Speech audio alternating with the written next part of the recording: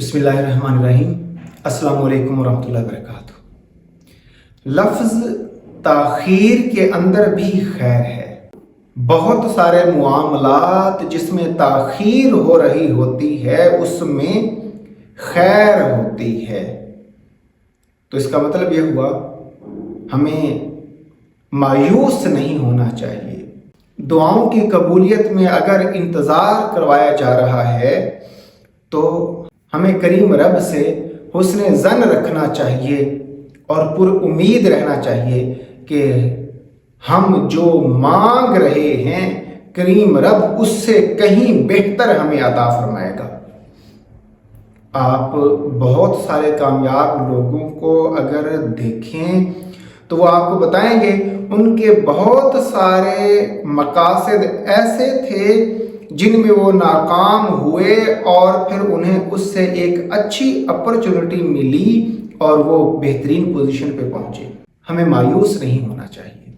आज की गुफ्तगू में हम जो बात डिस्कस करना चाहते हैं वो ये है, जिसका रब है वो मायूस नहीं हो सकता। बड़ी इंटरेस्टिंग बात है। मायूस वो हो जिसका रब ना हो। जिसका रब है वो भला मायूस कैसे हो सकता है? हमारा रब भी ऐसा जो अपने बंदों को बड़े प्यार से दिलासे देता हो, ला तकनतू मिर रहमतिल्लाह। जैसे हम कहते हैं छोटे को, बेटे तू परेशान मत हो, मैं हूं ना, मैं संभाल लूंगा सारा। तो करीम रब फरमाता है मैं हूं ना, मायूस क्यों होता है? हस्बी अल्लाह, अल्लाह ही काफ़ी है। हस्बुनल्लाह व निअमल वकील। मतलब इतने खूबसूरत दिलासे हैं।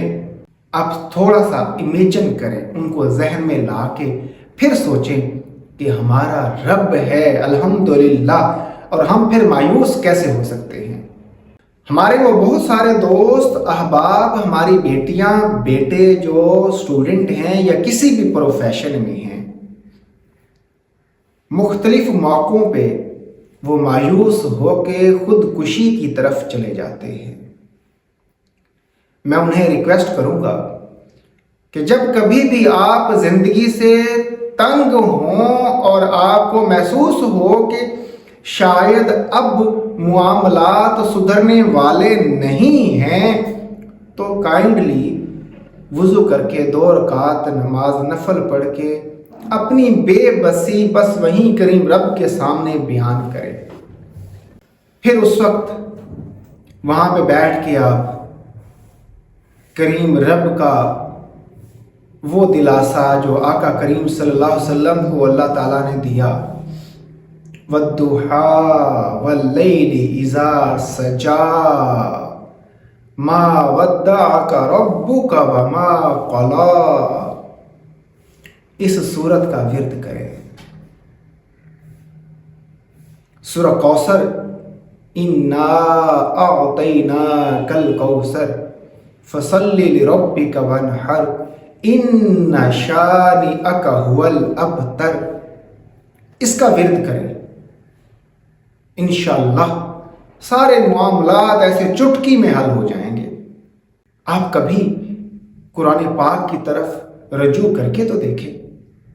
हमारे मामलात बढ़ते हैं तो हम ऐसे लोगों के पास जाते हैं जो नॉन प्रोफेशनल हैं, जिन्हें आपके मसाइल का सॉल्यूशन तो क्या उन मसाइल का मुकम्मल इदराक भी नहीं होता, और आप उन्हें हर तरह के मसाइल का हल कुनिंदा कह लें या जो भी कहें, आप उसे अपना मसीहा समझे बैठे होते हैं।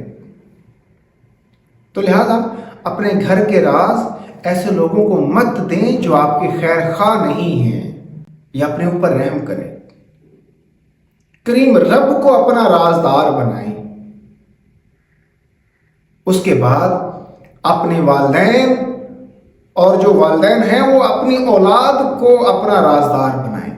ये बड़ी अहम बात है।